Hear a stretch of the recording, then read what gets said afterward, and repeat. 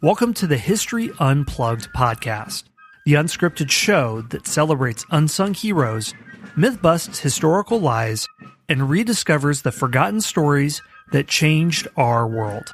I'm your host, Scott Rank. Hi everyone, welcome back to our series on the most important battles in the Civil War. We began with the Overland Campaign in the last episode. Grant thought that the Army of the Potomac would be able to take on the Army of Northern Virginia and defeat Lee in due course, maybe after a few weeks. To Grant's credit, he kept pressing and pressing, where most other generals would have stopped and retreated after a battle. Grant keeps going, but the death toll continues to mount. Grant is losing an average of 2,000 soldiers a day, 60,000 soldiers total in the first leg of the Overland Campaign, compared to Lee's 30,000. Northern morale is at its lowest. Many Democrats are opposing Lincoln's re-election. This is before the fall of Atlanta, and if there's any low point for the Union, this is it. The Confederacy is perhaps hoping that if they continue to demoralize them, Lincoln will lose re-election, a Democrat will be elected, and for all intents and purposes, they will have won the Civil War. This is a very critical period. But to keep you waiting in suspense, we are not going to pick up our narrative. Instead, we're going to focus on a very important issue that we've only been able to allude to, but that is the involvement of African Americans in the Civil War. And this begins a long conversation among the North and eventually the rest of the United States of how will African Americans be integrated into the United States once they're no longer slaves?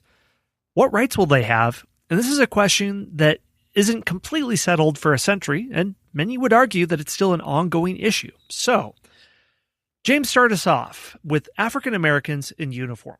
All right, there were calls for the Union to recruit African Americans into the Union Army from the very beginning of the war. But I must say, at the beginning of the war, it was mainly just abolitionists, just a few radicals that wanted this. People like Frederick Douglass and other both white and black abolitionists said, put these men in uniform. In fact, they have more to fight for than even most white soldiers do. They've got a definite reason why they want to bring the South to its knees and to defeat the whole system of plantation slavery. But they weren't taken seriously at first. We talked long ago about how the war at the beginning was not a war to end slavery, most certainly not. Most Americans didn't really care that much about slavery. When I say Americans, I mean Union people, Northern people. Southerners did care a lot about it because their whole system depended on it. But again, most people in the Union were, maybe they didn't like slavery, but they also didn't think that blacks were the equal of whites, and they didn't think they would make good soldiers. There were a few attempts over the next couple of years to put together African American units, regiments, but they didn't really come to that much. It really picks up speed in 1863. When the Emancipation Proclamation was issued on January 1st of that year, it explicitly provided for the recruitment of black regiments. In other words, it made it officially legal. And unfortunately, so you had a lot of people volunteered. A lot of African Americans rushed to join. Initially, they were paid less than white soldiers. That was a great injustice. When we see this, it's time for me to mention a movie again. So everybody, take a hit there. The movie Glory, which I'll talk about again in a minute, but the movie Glory mentions this, and it shows how, and this led to a lot of unrest and even some revolts or riots. But that was corrected in 1864. It took a while, but eventually it was corrected. Another thing about black troops is that they were segregated into separate units. Most of their officers were white. Interestingly enough, it was different in the Navy. In the Navy, black and white sailors served side by side throughout the war and from the very beginning. So there was kind of a double standard in the Army and the Navy. I think the Navy was more desperate for people. They needed all the hands they could get. So they didn't care what color you were. If you were willing to serve on one of the ships, they'll take you. And ship crews have always been a multicultural, motley lot of different people thrown together. So I guess you're kind of used to it. Yeah, exactly. So, so you started to have black regiments, and originally they were given menial tasks. Again, there was so much racism in the North that a lot of people thought they were just inferior. They would run away, they were cowardly, and so on. So they were given jobs like cooking and chopping wood and hauling things from place to place and repairing wagons and things like that. They weren't allowed combat roles until later. The most famous black unit, of course, most of our listeners have probably seen the movie Glory. And if you haven't, what's wrong with you? You need to go see it right away. I've seen that, and I've seen I don't know if I've seen another Civil War movie, and I've seen it, so no one else has an excuse. That's right. Come on, everybody. Even Scott's seen it. But I took my wife to see this in the theater when it first came out in late 1989. Of course, we weren't married at the time, but the unit that is featured in the movie Glory is the 54th Massachusetts Infantry. And they famously led an attack on Fort Wagner, which was an earthen, really sand fort that was outside of the Charleston area. They attacked the fort in July of 1863, and they fought very bravely. There was absolutely no question that black soldiers were every bit as much as tough, every bit as much courageous as white soldiers. This pretty much ended the theory that black soldiers were somehow inferior to white soldiers, at least in a lot of Northerners' eyes.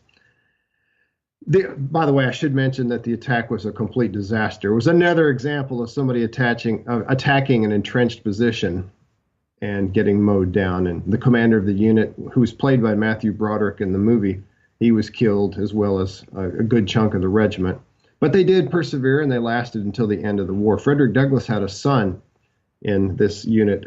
There was a grandson of Sojourner Truth, the famous abolitionist.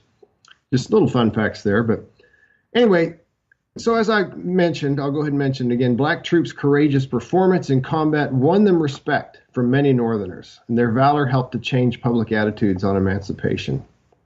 So not only did it affect Northerners' opinion on whether or not blacks could be good soldiers, it also started many Northerners thinking, well, these people have earned the right to be freed. In fact, all blacks should be freed, all slaves. It really got people thinking, and kind of helped break down some of the racism and some of the myths about African Americans that had built up in a lot of people's minds. By the end of the war, nearly 200,000 African Americans served in the Union Army and Navy. About 180,000 of those were in the Army and about 20,000 in the Navy. Now, the Confederacy did not particularly care for this. They did not, they were, let's just say, putting it mildly, they were not in favor of black soldiers, especially ones that used to be runaway slaves. And they often mistreated Confederate soldiers. For example, Confederate soldiers often killed black troops that surrendered. There's an example of Fort Pillow near Memphis. That's one of the most famous examples where a group of Union African-American soldiers surrendered and then were killed anyway. And this might have been under the orders of Nathan Bedford Forrest. There's some controversy about that. Scholars are divided on whether or not he really ordered this or whether it just happened and under his watch, but not necessarily under his direct command. The Confederacy issued a proclamation. Again, we see this in the movie Glory, where they said if we capture any soldiers, any black people in uniform, we're going to sell them back into slavery. And if we capture any white officers who are leading black troops, we're going to treat them as people that are leading a slave insurrection, and we're going to execute them. And really, this is what caused the system of prisoner exchanges to break down, because the South would they would not treat black soldiers like soldiers. They treated them like runaway slaves, and so they wouldn't exchange them for their own prisoners. Anyway, just don't want to get too bogged down there, but the point is that it took African Americans a long time to gain the right to join the Union Army, but once they did, they showed everybody that they were every bit as good, if not even better, than white soldiers. And interestingly enough, I know you're going to talk about this some, but I'll just set it up. By 1865, even the Confederate Congress voted to allow slaves into their army, but none actually ever fought in battles.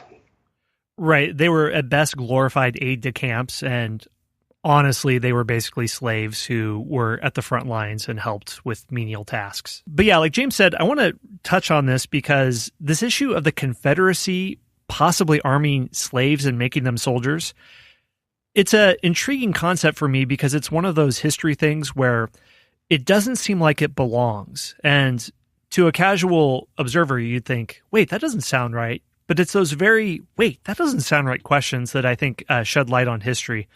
And it also gets to the heart of what slavery means to the South.